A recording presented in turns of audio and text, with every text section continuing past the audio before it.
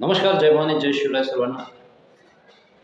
Supreme कोर्टाच्या आदेशानुसार 31 जानेवारी अगोदर राज्यातील सर्व स्थानिक स्वराज्य संस्थेच्या निवडणुका झाल्या पाहिजे. या आदेशानंतर राज्य निवडणूक आयोग सर्व पातळीवर कामाला लागलेला आहे आणि मध्यंतरी राज्य निवडणूक आयोगाची झालेली पत्रकार परिषद आणि त्या पत्रकार परिषदेमध्ये पहिल्या टप्प्यातील नगरपंचायत आणि नगर परिषदेचं मतदान आणि त्याचं वेळापत्रक राज्य निवडणूक आयोगानं जारी केलेलं आहे.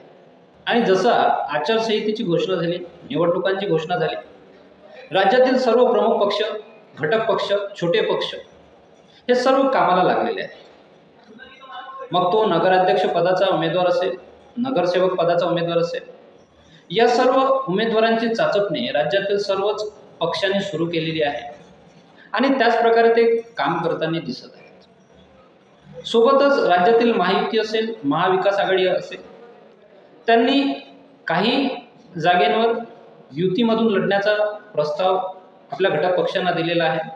काही जागेवर अनेक पक्ष स्वतंत्ररित्या लढण्याची घोषणाही त्यांनी केलेली आहे. यात आपला अमरावती जिल्हाही मागे राहिलेला नाही. झालं असं की आपल्या 2024मध्ये लोकसभा निवडणुकांमध्ये भारतीय जनता पक्षाकडून उभ्या राहिलेल्या नवनीत राणा या सध्या एका प्रकरणामध्ये अडकलेल्या आहेत, एका पेचामध्ये अडकलेल्या आहेत. त्याचं कारण असं की त्यांच्या पतीचा असलेला पक्ष, युवा स्वाभिमान पक्ष, हा पक्षच त्यांच्या पेचाचं कारण ठरलेला आहे. कारण काही दिवसांपूर्वी युवा स्वाभिमान जो रवी राणा यांचा पक्ष आहे, त्यांनी या स्थानिक निवडणुका महायुतीसोबत लढण्याचा निर्णय घेतला होता. परंतु पदाधिकारी आणि कार्यकर्त्यांच्या मागणीनुसार रवी राणा यांनी ठरवलेलं आहे की ज्या काही नगर परिषद आणि नगरपंचायतीच्या निवडणुका आहेत त्या स्वतंत्र लढाव्यात.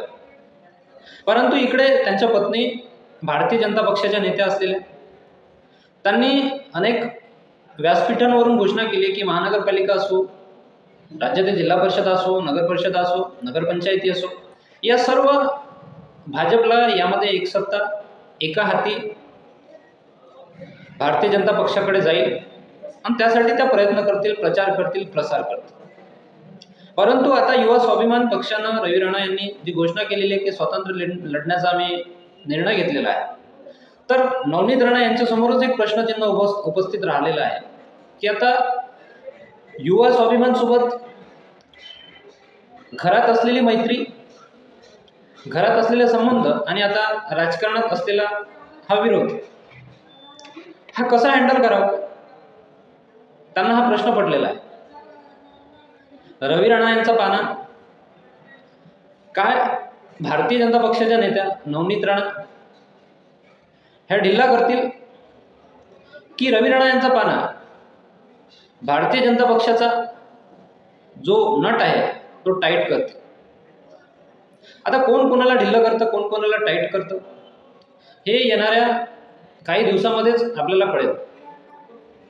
परंतु अनेक बाबीमध्ये युवा स्वाभिमानचा असलेला भारतीय जनता पक्षाला पाठिंबा, देवेंद्रजी यांना असलेला पाठिंबा, हे सर्व पाहता हा विरोधाभास या स्थानिक स्वराज्य संस्थेच्या निवडणुकांमध्ये काय टोकाला जाण्याची शक्यता आहे.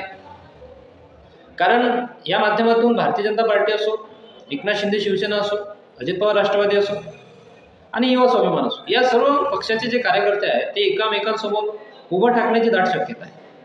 आता या शक्यतेला रवी राणा आणि नवनीत राणा कसं हँडल करतील, काय राज्यामध्ये त्यांचा या निवडणुकांमध्ये हासा केला जाईल किंवा अमरावतीची जनता त्यांच्यावर हसेल, हेही या स्थानिक स्वराज्य संस्थेच्या निवडणुकांमध्ये एक कौतूहलाचा विषय बनलेला आहे.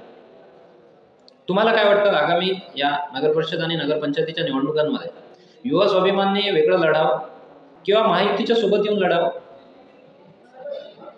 आणि जर महायुती आणि युवा स्वाभिमान वेगवेगळा लढला तर याचा फटका महायुतीला बसेल की युवा स्वाभिमान? कमेंट करून नक्की कळवा.